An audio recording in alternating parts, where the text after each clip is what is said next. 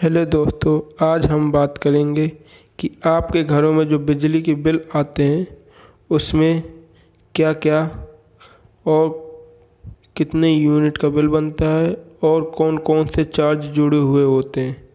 हम एक एक कर आपको सारी बातें बताएंगे और समझाएंगे। जो आपको ना समझ में आए आप कमेंट करके पूछ सकते हैं। ओके, तो चलो शुरू करते हैं। आइए, सबसे पहले लिखा है दक्षिणांचल विद्युत वितरण निगम लिमिटेड। इसके बाद लिखा है इलेक्ट्रिसिटी बिल।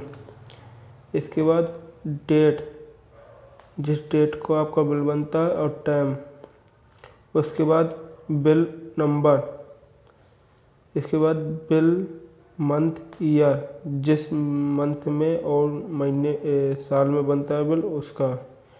फिर फ्रॉम डेट, जिस मंथ को मतलब कि आपका पिछला बिल बन चुका हो उसी मंथ का डेट दिए रहता है। फिर टू डेट, मतलब करंट बिल का डेट, मतलब जब नया बिल बनता है उसी समय का डेट। ड्यू डेट, जमा करने का डेट, डिस डेट। इसके बाद आता है आपका डिवीजन नेम, मतलब कि आपका जो कनेक्शन है किस डिवीज़न से हुआ है।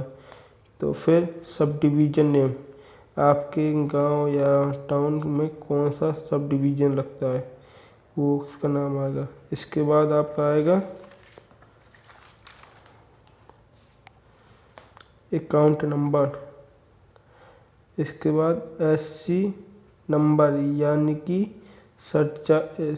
SC number, service connection number. इसके बाद आएगा नाम। इसके बाद आएगा एड्रेस। इसके बाद आएगा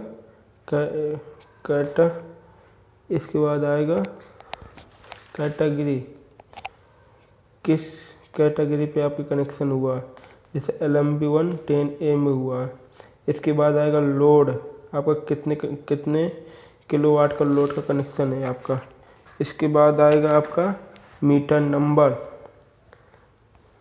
इसके बाद आएगा MTR स्टेटस, यानी कि मीटर आपका मतलब कि किस स्थिति पर है, यानी कि चल रहा है या नहीं चल रहा है।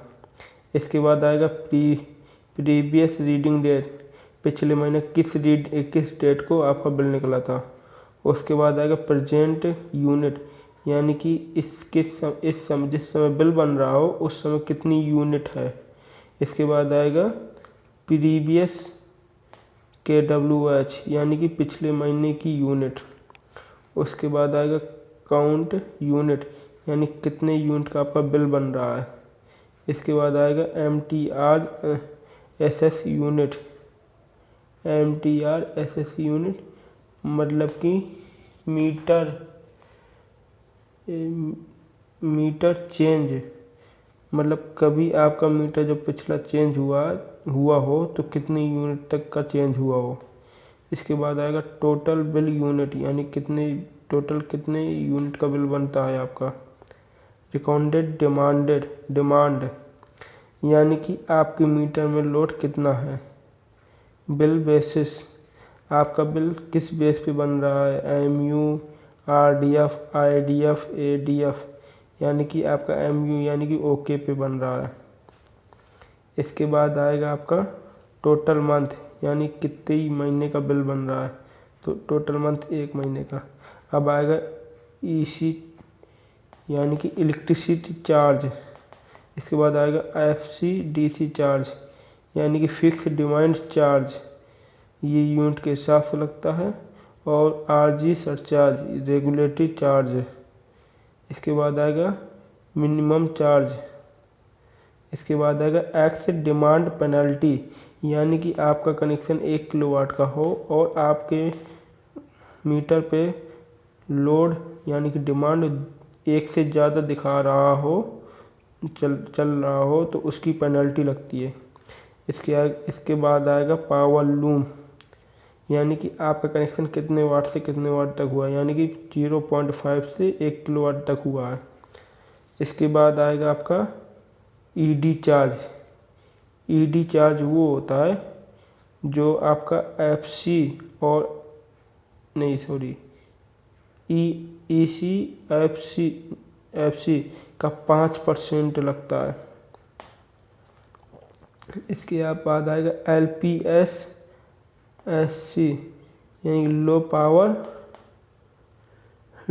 Power connection surcharge, low power factor surcharge, यानी कि 1 मिनट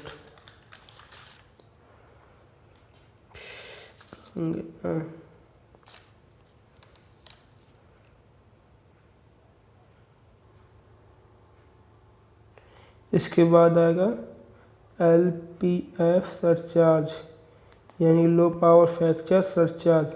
ये चार्ज डिजिटल उपभोक्ताओं के लिए होता है। इसके बाद आएगा एक्सचेंज डिस अमाउंट यानी कि चेक द्वारा जो आपका अमाउंट कैंसिल हुआ हो। इसके बाद आएगा एनआर क्रेडिट और फिर आएगा इंस्टॉलमेंट अमाउंट यानी कि ईएमआई द्वारा यानी कि किस्तों द्वारा जमा की गई राशि। इसके बाद आएगा मिस क्रेडिट।